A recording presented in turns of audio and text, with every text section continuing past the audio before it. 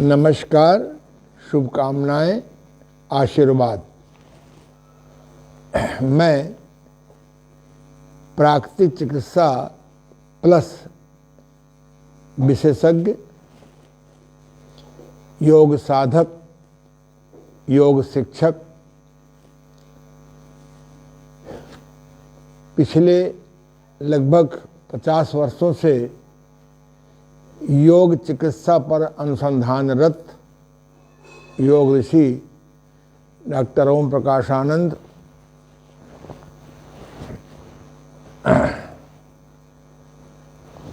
प्रधान चिकित्सक, देव अंतर्राष्ट्रीय योग प्राकृतिक चिकित्सालय, गीतानगर, कानपुर, प्रधान योग आचार्य, देव अंतर्राष्ट्रीय योग केंद्र, मोती झील, कानपुर।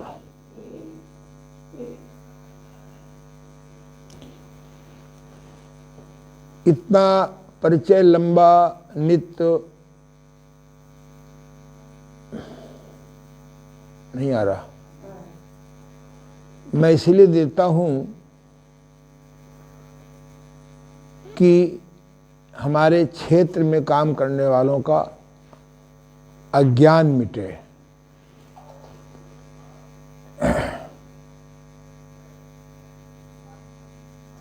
ठीक तो है।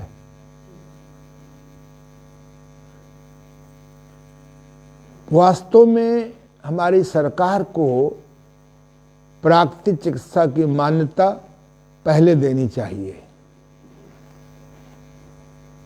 योग की मान्यता पहले मिल जाने से और अर्थ की अंधी दौड़ के कारण जो स्वरूप योग विद्या का आना चाहिए उसमें बहुत कमी रह गई।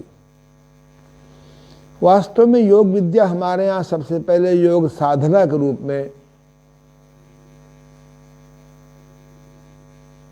की जाती थी और योग साधना का उद्देश्य था हम स्वयं से या स्वयं की आत्मा का से या आत्मा के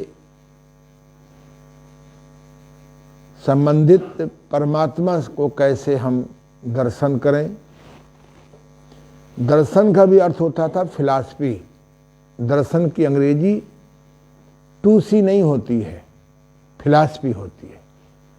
फिलॉसफी माने होता है कि उसका स्वरूप क्या है। जैसे हम लोग कहते हैं मंदिर जब जाते हैं तो कहते हैं भगवान का दर्शन करने गए थे या दर्शन करने जा रहे हैं, और वहाँ पर हम लोग, यहाँ पर दर्शन का अर्थ देखने नहीं, कोई नहीं कहता है हम मंदिर में भगवान को देखने जा रहे हैं।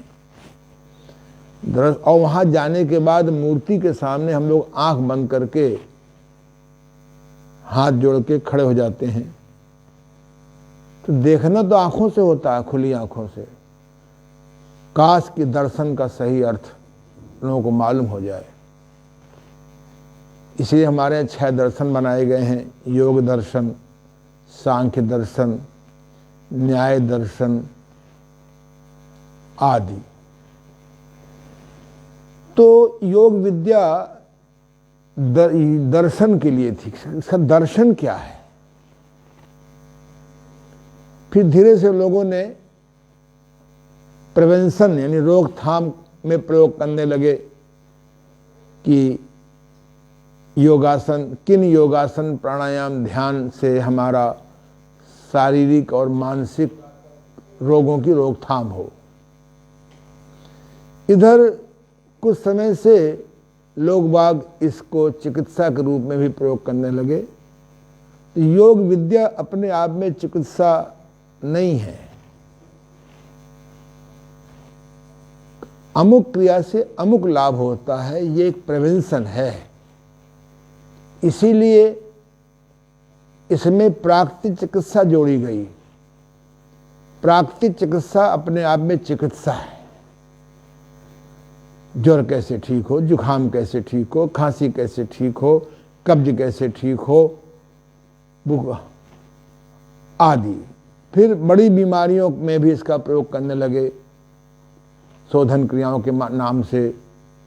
लेकिन मैंने अनुभव किया है कि जो वर्तमान स्वरूप विशुद्ध प्राकृतिक चिकित्सा का है, ये बैलगाड़ी वाली स्पीड है, इसमें बैलगाड़ी वाली चाल है। दुर्भाग्य से तमाम संस्थाएं अज्ञानता की वजह से इसको पैसे का माध्यम बना लिया। पैसा दो सर्टिफिकेट लो, पैसा दो इम्तहान दो, पैसा दो सर्टिफिकेट लो, परिणाम और प्रैक्टिकल तो कराते ही नहीं है।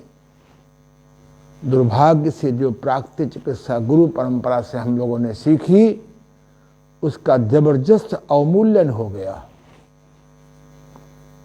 परिणाम हंसी का पात्र हो गया। तो प्राकृतिक चिकित्सा, एक पुस्तक है प्राकृतिक आयुर्विज्ञान, ये पढ़नी चाहिए। डॉक्टर ब्रजभूषण गोयल की 6 किताबें बहुत अच्छी हैं। उसमें निदान भी है, डिजीज नेमोलॉजी भी है आदि। मैं प्रशंसा करता हूं, बड़ी मेहनत की उन्होंने, उत्तम जीवन जीने की कला। मैं अनावश्यक प्रशंसा किसी की नहीं करता हूं। सभी कोर्स चलाने वालों को प्राकृतिक आयुर्विज्ञान, नवीन चिकित्सा, मैं आरोग्य हूं रोगी, मुखाकृत विज्ञान, श्री ब्रजभूषण गोयल जी की पुस्तकें, मेरी कायाकल्प द्वारा रोगों की चिकित्सा, सब तो प्राकृतिक चिकित्सा जब प्लस जोड़ देंगे, क्योंकि मैंने बीमारी के 30 कारण ढूंढे हैं। इन जब तक हम प्राकृतिक चिकित्सक कारण को नहीं ढूंढेंगे, तब तक इलाज नहीं हो पाता। तो इसलिए प्राकृतिक चिकित्सा में मैंने योग चिकित्सा जोड़ी, षटकर्म जोड़े। बिना षटकर्म के योग शिक्षक भी सफल नहीं होगा। जुखाम है, भयंकर जुखाम है, आप उसको प्राणायाम कराएंगे, कर नहीं पाएगा, करेगा तो नुकसान होगा। नेति क्रिया, ऐसे ही बस्ती क्रिया, अगर पेट साफ नहीं है तो नुकसान होगा। उसके लिए बस्ती क्रिया, गणेश क्रिया, सेल्फ बस्ती आदि। अगर पित्त विकार है तो कुंजर क्रिया, दंड धोती, वश धोती आदि। इसलिए फिर मैंने उसमें मैग्नेट थेरेपी जोड़ी, क्योंकि मैग्नेट थेरेपी सूजन और दर्द में इससे नो साइड इफेक्ट, कोई ट्रीटमेंट नहीं है। घरेलू हर्बल थेरेपी जोड़ी। हमारे घर में लगभग 100 चीजें ऐसी हैं। कुल्थी की दाल पथरी गलाने में सहायक है, हींग का सही प्रयोग वायु निकालने में सहायक है। ऐसे जितनी हमारे यहाँ मसाले हैं किचन में, सब इनको छौंक न लगाई जाए, तला न जाए, ये औषधियां हैं, पर छौंक लगा करके, तल करके आप उनको मुर्दा कर देते हैं। हमारे किचन में, रसोई घर में बटलोई में गर्म पानी डाला जाता है, उबलने पानी डाला जाता है, जब गर्म हो जाता है उसमें मसाले डाल देते हैं। ये भी गलत है, पर एक समझौता है। तेल और घी में छौंक से सब ये औषधियां हैं। मेथी का अंकुर, गेहूं का अंकुर, जितने भी हमारे यहाँ अनाज हैं, जितने हमारे यहाँ दालें हैं, जितने हमारे यहाँ तिलहन हैं, जितने हमारे यहाँ सब्जियां हैं, साग हैं, जितने हमारे यहाँ फल हैं, जितने हमारे मेवा हैं, ये सब औषधि हैं। इनका सही प्रयोग अगर आपको मालूम हो जाए तो आप वर्तमान औषधियों के दुष्परिणाम से बच जाएंगे। मैं आयुर्वेद का सम्मान करता हूं, लेकिन आयुर्वेद के नाम से जो पेटेंट सिस्टम निकला है, इस अंडरग्राउंड गोलमाल होने लगा। होम्योपैथी का मुझे ज्ञान नहीं है। इसमें हमने लाफिंग थेरेपी जोड़ी, कुछ दिन पहले एक हमारे यहाँ बेटी आती थी, भयंकर डिप्रेशन में थी। उसको रेकी दिया, षटकर्म क्रियाएं कराई, व्यायाम कराए, साथ में जब लाफिंग थेरेपी दी गई तो उसकी दवाइयाँ बंद हो गई। सब कॉन्शियस फियर आउटिंग थेरेपी सीखिए, ऑटो सजेशन से किस प्रकार से हम सब कॉन्शियस का भय निकालते हैं। ऐसे ही रेकी विद्या, रेकी तो सबको सीखनी चाहिए, इसमें डिवाइन पावर को, पॉजिटिविटी हम उतार सकते हैं। सेक्स एजुकेशन को आप अवॉइड नहीं कर सकते हैं। अगर स्वस्थ सेक्स एजुकेशन लोगों को मिल जाए तो 90% लोग भ्रांति और गलत क्रांति से बच जाएंगे। इस प्रकार से मैंने 10 पद्धतियों को जोड़ा। इसीलिए जो लोग महीनों उपवास कराते हैं प्राचीन प्राकृतिक चिकित्सा में, वही रोगी मेरा 10 दिन में ठीक हो जाता है, 15 दिन में ठीक हो जाता है, 20 दिन में ठीक हो जाता है। पोषण विहीन उपवास कराया जाता है। हमें प्राकृतिक चिकित्सा प्लस सीखना होगा। उसी परंपरा में योगासनों में बहुत नुकसान हो रहा है, मैंने अनुभव किया।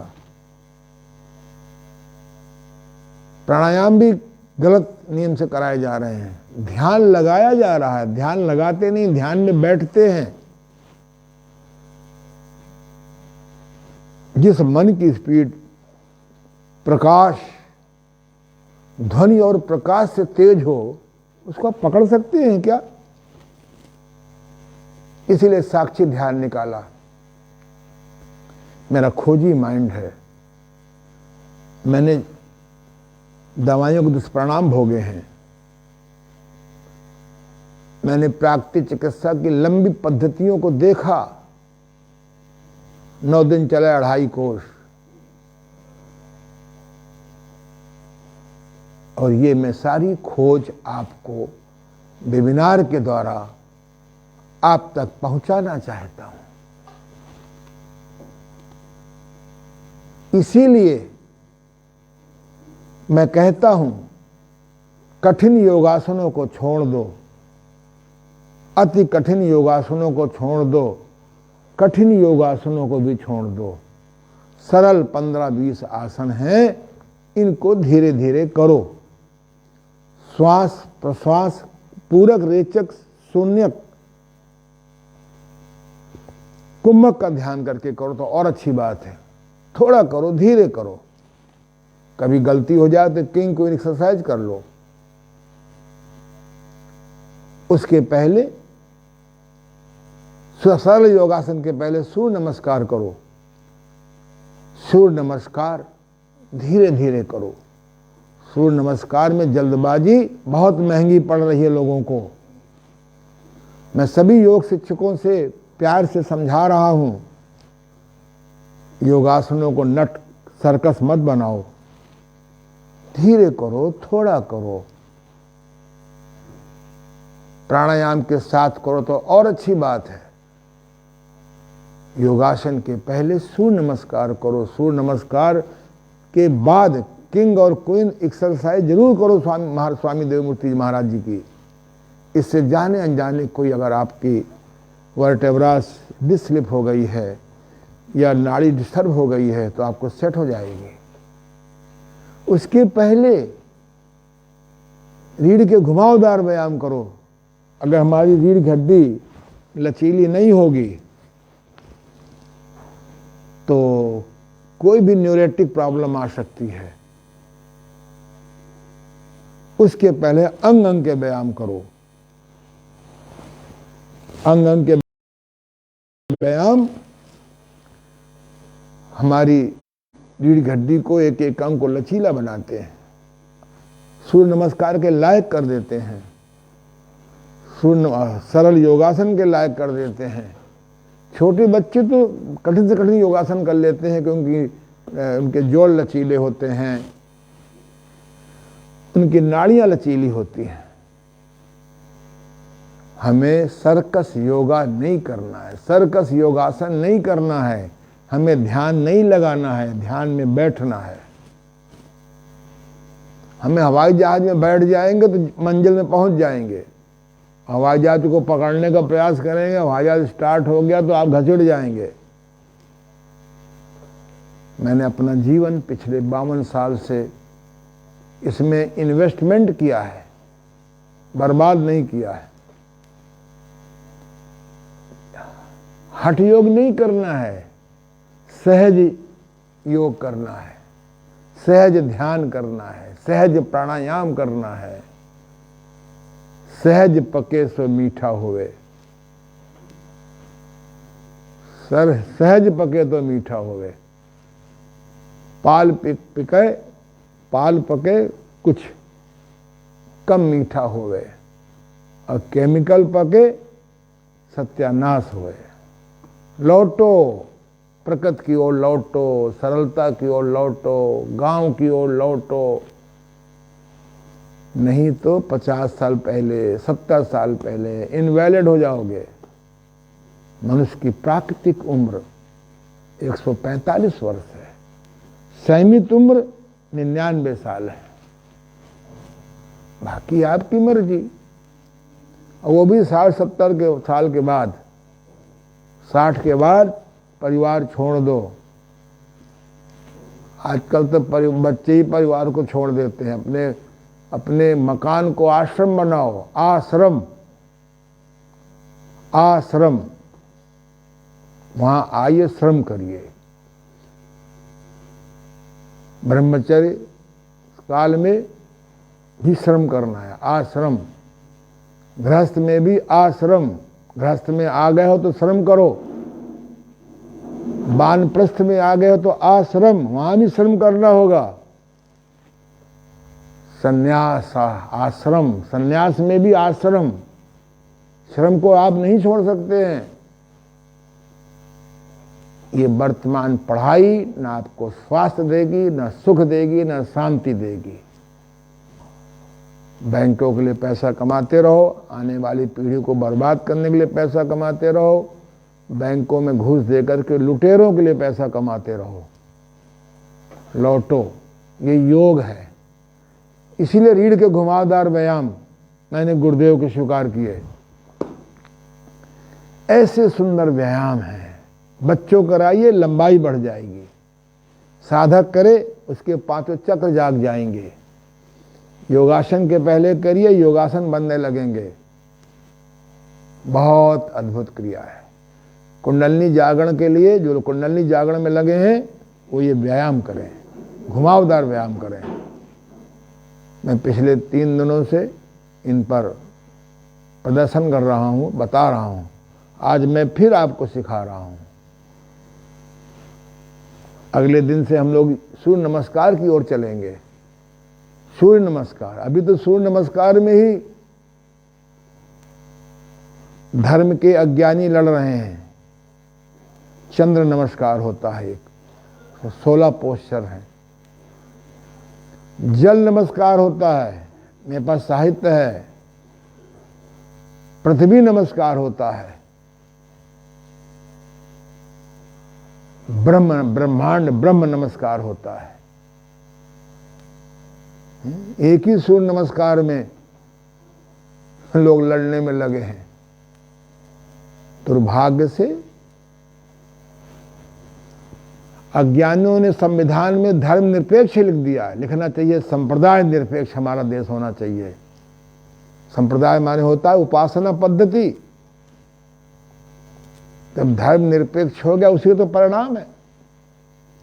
धर्म के बिना कोई समाज रह नहीं सकता। ये हिंदू धर्म नहीं है, इस्लाम धर्म नहीं, इस्लाम संप्रदाय है। जैन धर्म नहीं है, जैन संप्रदाय है।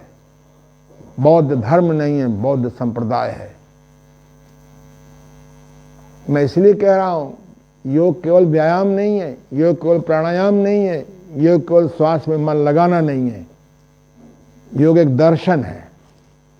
योग एक दर्शन है। भगवान कृष्ण ने बिल्कुल साफ साफ लिख दिया, युक्ताहार विहारस्य युक्त चेष्टस्य कर्मसु युक्त स्वप्नावबोधस्य योगो भवति दुखा। हे अर्जुन, योग विद्या से उसी का दुख नष्ट होगा जिसका आहार सही होगा, विहार सही होगा। विहार माने दिनचर्या, रात्रचर्या, ऋतुचर्या, अर्थ उपार्जनचर्या और सेक्सचर्या यानी यौवन विद्याचर्या। हमारा एक पुस्तक आती है, पढ़ने लायक है, होश में, वात्सायन जी की, वात्सायन ऋषि कहा गया है।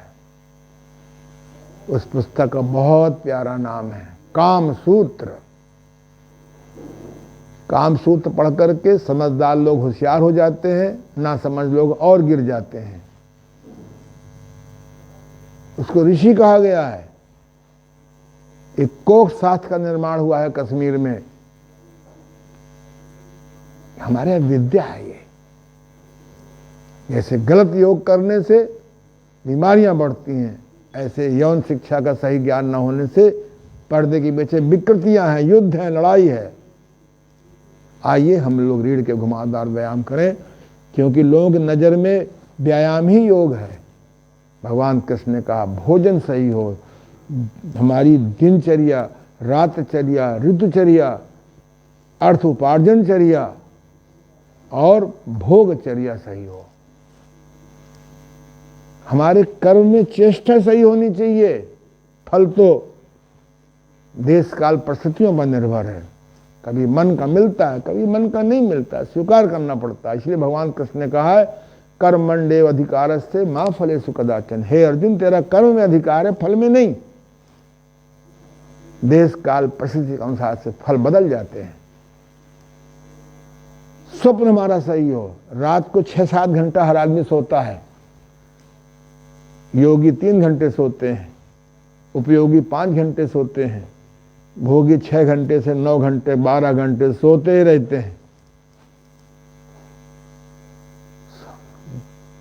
हर आदमी नॉर्मल 6-7 घंटे सोता है 24 घंटे। तो आप अगर श्वास का ध्यान करते करते सो जाएं, अपने इष्ट के जप को करते करते सो जाएं, कोई सुंदर सकारात्मक पुस्तक पढ़ते पढ़ते सो जाएं, सबको क्षमा करके सो जाएं, तो नींद बहुत अच्छी आएगी। खराब सपने आएंगे, हार्मोन्स खराब हो जाएगा। सकारात्मक सपने आए जाएंगे, सकारात्मक हार्मोन्स हो जाएगा। ऊट पटांग के सपने आएंगे, सिर दर्द से सिर फट जाएगा, बीपी के रोग और ब्लड प्रेशर बढ़ जाता है। स्वप्नाव बोधस्य, जाग सही होनी चाहिए। जाग, अगर गलत जाग गए तो चक्की चलाने में उल्टा चक्की चला लोगे तो क्या होगा? गेहूं नहीं पिसेगा, चना नहीं पिसेगा। ऐसे बोध सही होना चाहिए, धारणाएं सही होना चाहिए, सकारात्मक होना चाहिए। योगो भवति। थोड़ा मैंने परिवर्तन किया है, स्वप्नाव की जगह मैंने कर दिया। स्वप्नाव का अर्थ मृत्यु भी होता है। जिस प्रकार की धारणा लेके आप मरेंगे वैसे जन्म होगा। 3 भाई थे, रावण जी, कुंभकर्ण जी और विभीषण जी। एक सात्विकी था, एक राजसी था, एक तामसी था। एक ही बाप के बेटे, एक ही माँ को है। हम पिछले जन्मों के अगर तड़प तड़प के रोएंगे आईसीयू में, इन्वेंटर में, तो अगले जन्म भी तड़पते रहेंगे। इसलिए हमारे इच्छा मृत्यु को दिखाते थे। मृत्यु जब वैद्य जान जाते कि समय अब ये रोग ठीक नहीं होगा, जमीन में लिटा देते थे, उत्तर की ओर सिर, दक्षिण की ओर पैर। कहते थे भाई जो तेरी इच्छा हो खिलाओ उनको, नहीं तो अधूरी इच्छा मर जाएगा। चाट की इच्छा न खाने से मर जाएगा इच्छा से, अगले जन्म में चाट की दुकान में खड़ा होगा। कुत्ता योनि में होगा तो कुत्ता के रूप में खड़ा होगा, मक्खी के रूप में खड़ा हो जन्म लेगा, आदमी में चटोरा बना रहेगा। तो मृत्यु भी अच्छी होनी चाहिए। भजन करते करते शरीर छूटेगा तो अगला जन्म भी अच्छा होगा। इसे योग मृत्यु कहते हैं। तो युक्ताहार विहार से युक्त चेष्ट कर्मसु युक्त शोधन बोध से योगो भगवत दुखा। शोधन क्रिया सीखिए, अगर आप योग शिक्षक हैं तो 7 क्रियाएं सीखिए कि मैंने नई पुस्तक लिखी है, इसको मंगा लो, यहाँ पर आधे मूल्य में दी जा रही है। और मैं क्या कर सकता हूं, ऑनलाइन बहुत जल्दी देने जा रहा हूं, करो। मनुष्य योनि पैदा हुई में पैदा हो गए हो तो बड़े भाग मानस तन पावा। अब मेरी बात नहीं मानोगे तो कहोगे बड़ा दुर्भाग्य मानस तन पावा। चलिए, तो ये मैंने आपको योग दर्शन की थोड़ी फिलॉसफी बताई है। बिना योग दर्शन के ये हठ योग, व्यायाम योग आपको सुख नहीं देगा। चलो आ जाओ प्यारे, रीढ़ के व्यायाम सीखो, करो। ये आपकी रीढ़ की हड्डी है, ऐसे आप बैठे हुए हैं, मैं ऐसे बैठा हुआ हूं, इनको आप घुमाइए। रीढ़ के 12 व्यायाम है, पहले 15 थे, मैंने गुरुदेव की आज्ञा से 12 कर दिया। लेट जाओ, चलो इन पे डिक्लेयर कर लो। चलिए सीधे लेटिए, क्या बात है। ये हाँ, हाथों को ऐसे रख लें चाहे ऐसे रखें, जैसे इच्छा। पैरों का फासला करिए, सभी लोग लेट जाएं, फासला करिए। एक दाहिनी ओर, दाहिने किधर है, हाँ, दाहिने पैर की एड़ी, बाएं पैर का अंगूठा लगाइए, कमर उठने दीजिए सहज भाव में, ठुड्डी को कंधे से लगाइए। 2 3 4 5 6 7 8 9 10। ये पहला है, रीढ़ के घुमावदार ट्विस्टिंग एक्सरसाइज में पहला है। दूसरा करिए, दोनों पैर मिलाइए और स्वयं गिनती करिए। 1 2 3 4 5 6 7 8 9 10। अब तीसरा, आगे तीसरा, एक बार उठाता है, बाएं पैर उठा के दाहिने पैर पे, बाएं पैर उठा के दाहिने पैर आएगा, बाएं पैर उठा के दाहिने पैर पे रखिए, दाहिने पैर के ऊपर रखिए, ऊपर ये नहीं, यही तो रहेगा, रखिए। 1 2 3 4 5 6 7 8। नहीं, क्रॉस कराइए, गलत हो गया, पहले क्रॉस कराइए। हाँ जी, दाहिने पैर पर बाएं पैर को फंसाइए। ये सॉरी, मैं जरा लव शंका चला गया था, इसलिए कहता हूँ खरी भूख लगी हो तो 100 काम छोड़ के खाना खाइए। मलमूत्र का बेग लगा हो पाद का, 1000 काम छोड़ के निपटाइए। चलिए, सॉरी, अब आप करिए नंबर 2। 1 हो गया ना, 1 खोल के हो गया, 2 मिला के हो गया, ये 3 है। चलिए 1 2 3 4 5 6 7 और 8, जूम कर दे कमर में, 9, 10, बस। पैर बदल लीजिए, बी पार्ट। 1, जाएंगे दाहिनी ओर ही पहले, 2, 3, 4, 5,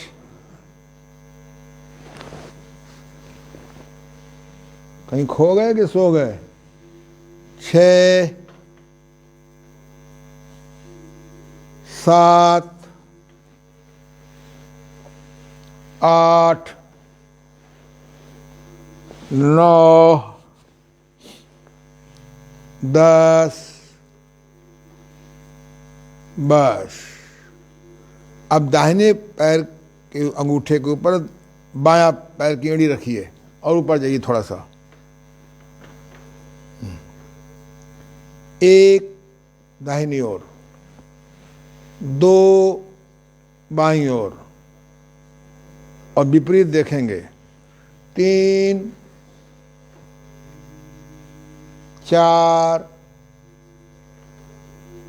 5,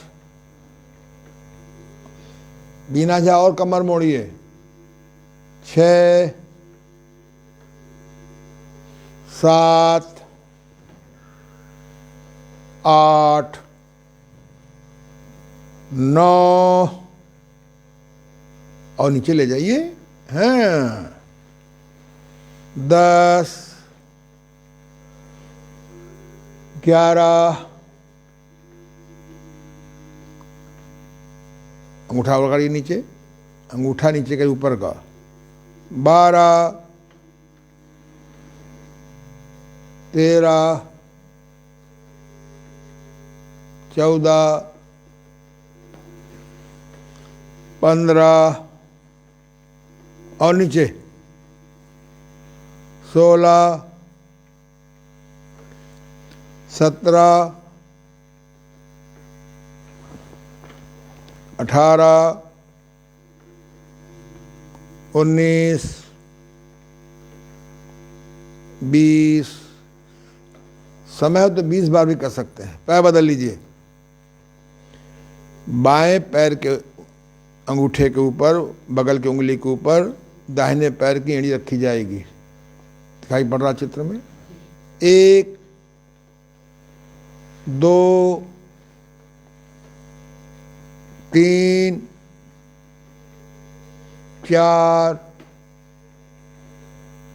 5, 6, 7, 8, 9, 10, बस। अब बाएं दाहिने पैर के घुटने के ऊपर बाएं पैर की एड़ी रखिए आराम से।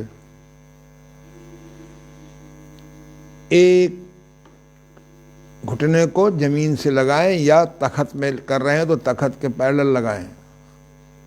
2,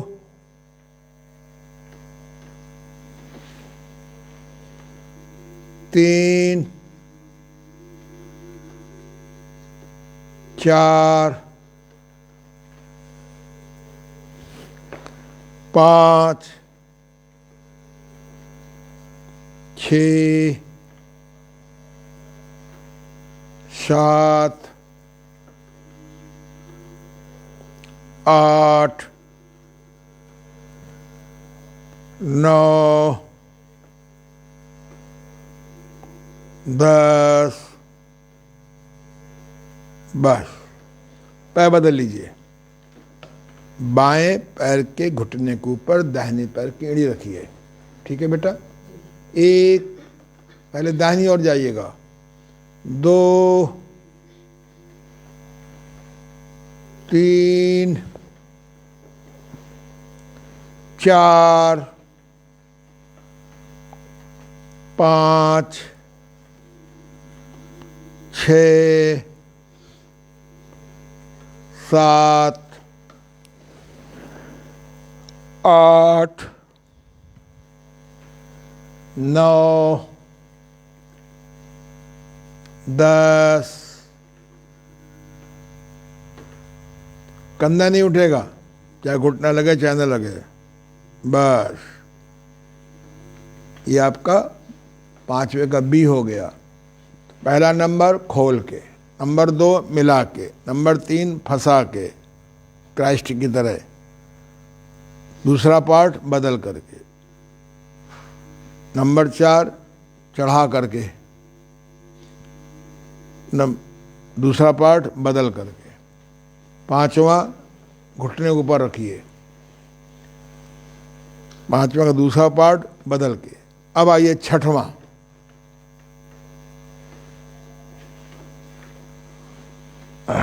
थोड़ा परिवर्तन कर लें हम लोग, जिससे हमारी परंपरा ना बिगड़े। मिला के करिए पहले, 6वां मिलाइए ये, क्योंकि जो 7वां है वो खोल करके है स्वामी देवमूर्ति जी महाराज जी किताब में, तो हम लोग सिमेट्री में आ जाएंगे। एक, इसको क्वीन एक्सरसाइज भी कहते हैं। 2, 3, 4, 5, 6, 7, 8, 9, 10। बस अब फैलाइए। पहला किंग था, दूसरा क्वीन था। ये मिर्चा जेब में रखते हो क्या प्रभु? हाँ गुरु जी। जो गुरु से करता है चोरी यानी मिथ्या। हाँ देखो, जेब से व्यायाम करने से मिर्चा निकाला है इनकी जेब से। हम मिर्चा की विरोधी थोड़ा है, लेकिन आप तो जेब में रखते हैं, और उस जेब में और मिर्चा रखा है। अब नहीं है, सुधर जाओ, नहीं तो नथ मारे जइयो सब राजा। देखो, बोले गुरु जी को धोखा देने में पता नहीं चलेगा। चलो कोई बात नहीं। अरे चाट खाने का मन हो तो चोरी से मत खाओ, जाओ होश में चाट खाओ, थोड़ा मसाला कम डालो, अगली मीटिंग उपवास कर लो। हम संसार के भोगों को मना नहीं करते, होश में भोगना सीखो, फिर फास्टिंग सीखो। क्यों बिटिया रानी, मना करता हूं मैं? बेहोशी में फलाहार भी करो तो फायदा नहीं करेगा, बेहोशी में धर्म भी करोगे तो अधर्म हो जाएगा। तभी तो भगवान ने कहा बोधस्य, बोध माने जाग। 1,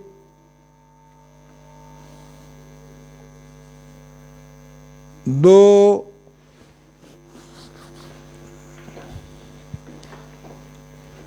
अगर बाई चांस नहीं लग रहा हो ना तो आधा करो, आधा करो, आधा करो ना, इधर ले जाओ आधा, बस इधर लाओ आधा,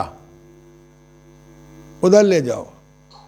if you are patient of ankylosing spondylitis तो आप आधा करो, चौथाई करो, और कम करो, हिलाओ, इधर लाओ प्रभु, ये उधर ले जाओ।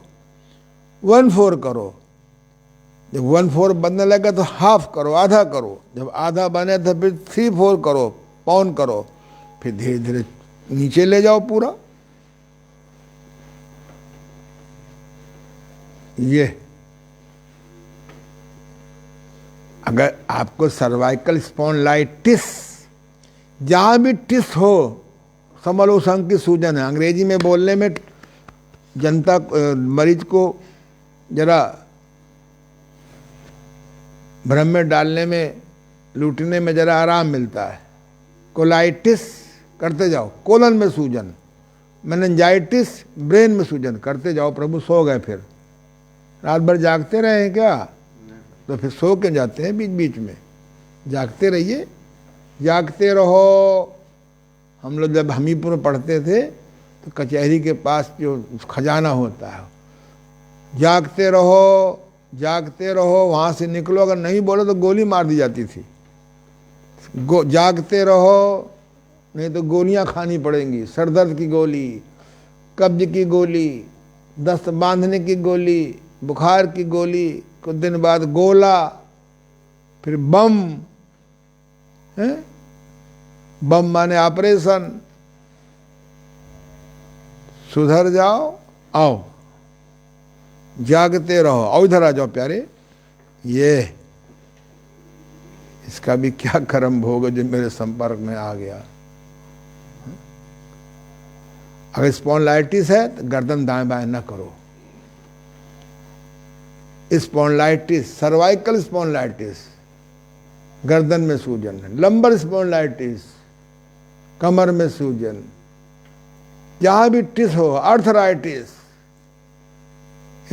गठिया की सूजन, जहां भी टिस हो वो सूजन है। उसका बेस्ट इलाज जो मुझे अब तक मिला, पेन किलर, जिसका परिणाम गुर्दा खराब, चुंबक चिकित्सा, मैग्नेट थेरेपी से सब प्रकार के टिस स्लिप कर जाते हैं, फिनिश हो जाते हैं धीरे धीरे। घर घर चुंबक चिकित्सा पहुंचाओ, लोगों के गुर्दा होने खराब होने से बचाओ। बहुत सुंदर।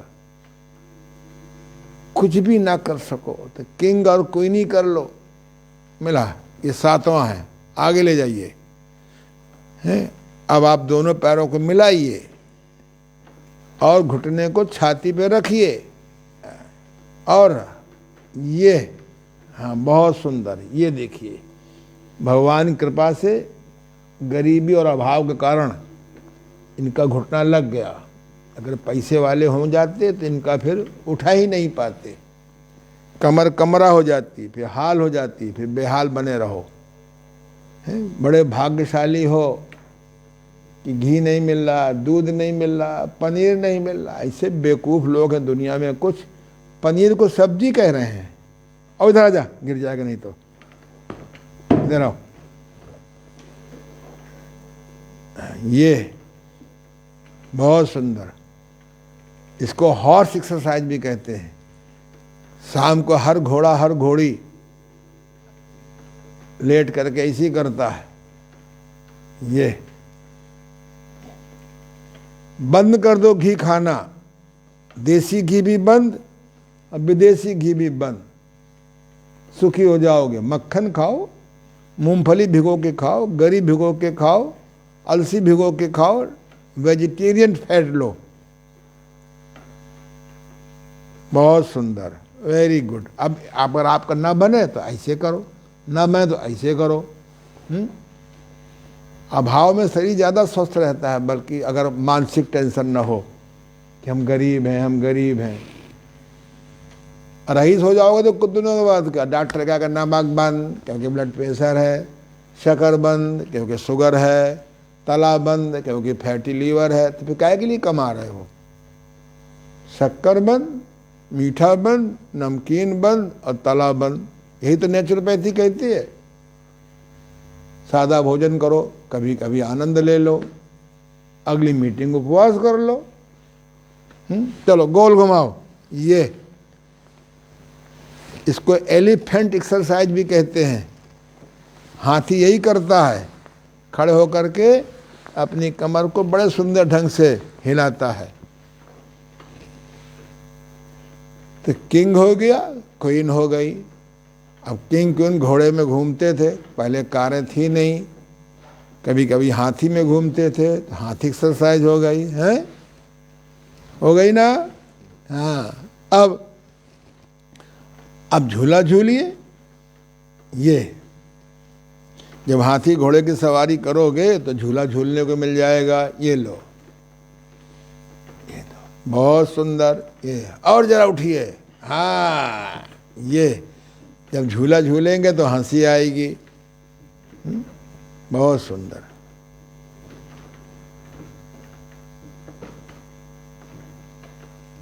बस अब जरा हंसिए। 11th एक्सरसाइज, साइकिलिंग करिए।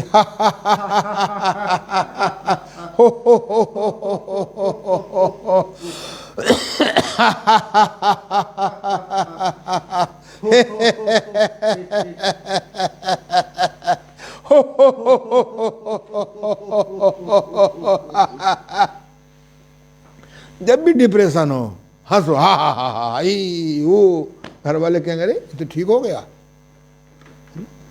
डिप्रेशन डिप्रेशन, अरे भगवत गीता का अध्ययन करो। अर्जुन जी चला गया था डिप्रेशन में, मेरा धनुष गिर रहा है, हाथ कांप रहे हैं, पैर कांप रहे हैं, दिमाग काम नहीं कर रहा, यही तो कहा था अर्जुन ने। भगवान कृष्ण ने फिर भगवत गीता सुनाया। रियल में दूसरा, पहला अध्याय, दूसरा अध्याय और अंतिम अध्याय, तीन ही भगवान ने सुनाए थे, दिन भर नहीं सुनाया था। फिर भगवान व्यास जी ने, उनको भी अवतार मानते हैं, फिर व्यास जी ने उसमें और श्लोक जोड़ दिए, इसी बहाने से ज्ञान होगा। जैसे हमारे गुरुदेव के 7 कुंजियाँ हैं, हमने 15 कुंजी बना दी देश काल परिस्थिति के अनुसार। तो भगवत गीता का अध्ययन करो, समझो, संस्कृत भी आ जाएगी और ज्ञान भी हो जाएगा। चलो साइकिलिंग हो गई, बिना आवाज के साइकिलिंग करो।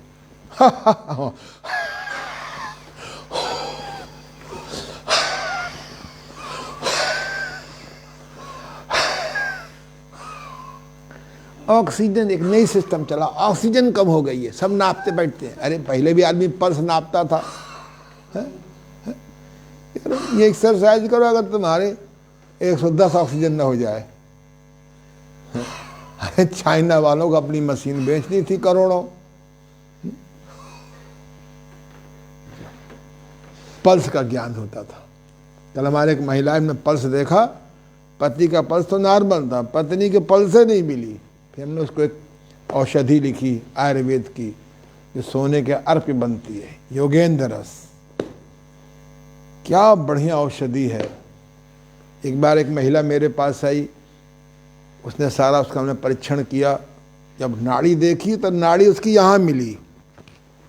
हमने कहा दीदी आप घर जाओ, अब जाओ योगेंद्र रस बसंत को समाकर किसी प्राचीन शास्त्रीय औषधि ले लो, ये आजकल के पेटेंट वालों से नहीं। हमने कहा जाओ सुबह बसंत को समा कर लो, चूसो, और शाम को योगेंद्र रस लो, 10 दिन बाद आना मेरे पास। 10 दिन बाद आई तो उसकी दाढ़ी यहां हो गई। भैया नारी का भी ज्ञान सीखो और नाड़ी का भी ज्ञान सीखो। बोलो, नारी का भी ज्ञान सीखो। नारी किस बात पे गुस्सा होती है, किस बात पे प्रसन्न होती है, कैसे शादी यू टर्न करो, कैसे इसको जो है अपना बनाए रखो बुढ़ापे तक। ये भी तो ज्ञान है। और नाड़ी का भी ज्ञान सीखो। वात नाड़ी है कि पित्त नाड़ी है कि कफ नाड़ी है, कि वात और कफ है, कि वात और पित्त है, कि पित्त और कफ है, कि वात पित्त कफ त्रिदोष है? हर पैथी वाले को आयुर्वेद की 11 बातें सीखनी चाहिए। वात पित्त कफ का ज्ञान हो, उसको मंदाग्नि है कि विषमाग्नि है कि समाग्नि है कि भस्मक रोग है? भस्मक रोग में उपवास करा रहे नेचुरोपैथ। अरे भस्मक रोग में तो तर माल खिलाया जाता है। तीक्षणाग्नि में कौन सा भोजन दें, मंदाग्नि में कौन सा भोजन दें, विषमाग्नि में कौन सा भोजन है? ज्ञान ही नहीं है। बोले हम डाइटिशियन है, डाइटिशियन है, डाइटिशियन है।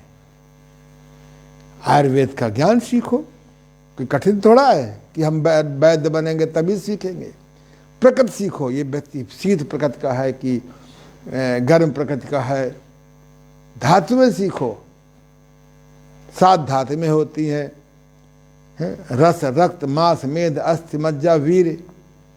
किस धातु की कमी है, किस धातु की अधिकता है?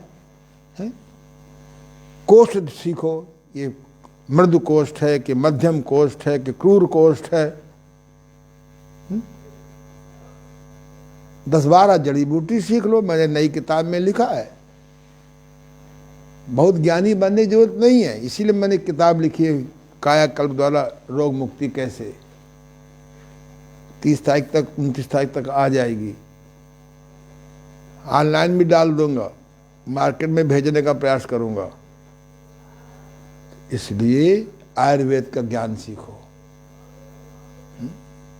कौन सी धातु की कमी है? आहार सीखो। 6 रस होते हैं, मीठ, मधुर, नमकीन, कषाय, तिक्त, कटु। ये चीजें सीखो। कषाय नहीं खाओगे डायबिटीज हो जाएगी। बहुत आयुर्वेद का जो प्राथमिक प्रशिक्षण है बहुत अच्छा है। इसे अनिवार्य कोर्स में करना चाहिए, अदरवाइज लुट जाओगे बजट बनाते बनाते। तो हर गांव में खोल दो मेडिकल कॉलेज। जब तक देश का भ्रष्टाचार नहीं मिटेगा, जब तक जड़ी बूटी का ज्ञान नहीं होगा, कुछ नहीं होना। हमें लौटना होगा आयुर्वेद का प्राथमिक ज्ञान, प्रिवेंटिव ज्ञान, प्राकृतिक चिकित्सा का प्रिवेंटिव ज्ञान, योग साधना का प्रिवेंटिव ज्ञान, चुम्बक चिकित्सा का ज्ञान, एक्यूप्रेशर, रिफ्लेक्सोलॉजी। पिद्दी पिद्दे लोग चुम्बक लगा देते हैं, सालों लगे रहते हैं। अरे पावरफुल चुम्बक चाहिए। मैं सबको प्रणाम करता हूं। मेरा मतलब किसी का दिल दुखाना नहीं है। सही ज्ञान सीखो, देश को बचाओ। नहीं तो ये अंग्रेजी दवाइयाँ खाते खाते, पेटेंट दवाएं खाते खाते घर के बर्तन बिक जाते हैं। देश की गरीबी से मिटाना है, भ्रष्टाचार से मिटाना है, दुराचार से बचाना है। गरम गरम दवाइयाँ मनुष्य को ओवर सेक्स कर देती हैं। लौटे प्राकृतिक चिकित्सा प्लस की ओर लौटे। ये ज्ञान आपको ऐसे मिलता रहेगा। अपने देश को बचाओ। कोई मुकदमा होता है तो पहले आप लोकल कोर्ट में जाते हैं। आयुर्वेद का घरेलू ज्ञान लोकल कोर्ट है। शास्त्रीय एडवांस ज्ञान ये हमारा हाई कोर्ट है।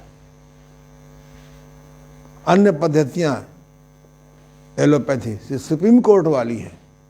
जब केस आपका ना निपटे तब जाओ। इस देश को बचाना है तो प्राकृतिक चिकित्सा प्लस लाना है। चलो बैठ जाओ करवट लेके। बैठो पद्मासन में, बैठ सकते हो पद्मासन में, और पीछे आओ, थोड़ा तिरछा हो जाओ थोड़ा सा, बस बैठो पद्मासन में। अगर लग जाए तो ये बहुत सुंदर। नहीं लगता है तो जिस प्रकार से बैठ सकते हो बैठो। बस स्पाइन सीधी होना चाहिए, रीढ़ सीधी होना चाहिए। वो अपने आप हल्का सा कर्व इधर है, वो तो प्राकृतिक है। चलो हाथ यहां रखो, करो। ये एक लाठी ले लो, ऐसे एक लाठी, रुक जाओ, उधर जाओ, वहां खड़े हो। ये 12वीं एक्सरसाइज है। एक लाठी ले लो, ऐसे लाठी को कंधे पे रखो, गर्दन पे नहीं। ये और कम करो, ये और कम करो, ये और कम करो, ये और कम करो, ये। हमारी पूरी स्पाइन खुल जाएगी। जकड़ रही है स्पाइन ड्यू टू वर्टिकलनेस। हम अपनी स्पाइन को खुला रखो, इनमें प्राकृतिक गैप बना रहने दो। बस वहां बैठो। ओम ध्वनि। दुनिया भर के ज्ञान के चक्कर में मत पड़ो। एक ओम ध्वनि से परम कल्याण हो सकता है। सीधे बैठ जाओ। ओम में समय थोड़ा, मां में समय लंबा। श्वास को भरो। ओम।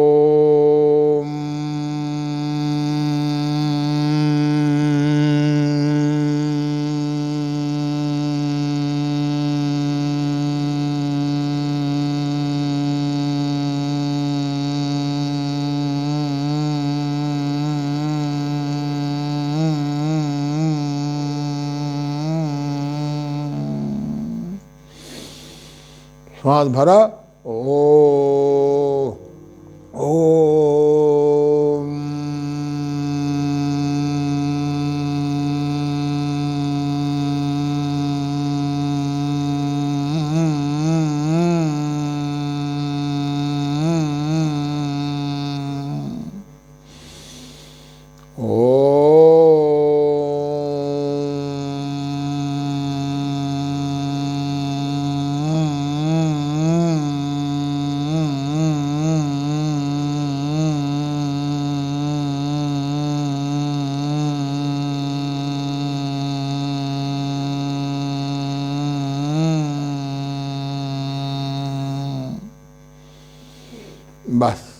आपस में हाथों को रगड़ें, पलकों का सेंक करें। कल हम लोग फिर आगे बढ़ेंगे। पिछले 3-4 दिनों से हम लोग रीढ़ के घुमावदार व्यायाम कर रहे हैं। बच्चों को कराइए, साधना में करिए, बीमारों को संभाल के कराइए, परम कल्याण प्राप्त हो जाएगा। धन्यवाद, शुभकामना, आशीर्वाद, नमस्कार।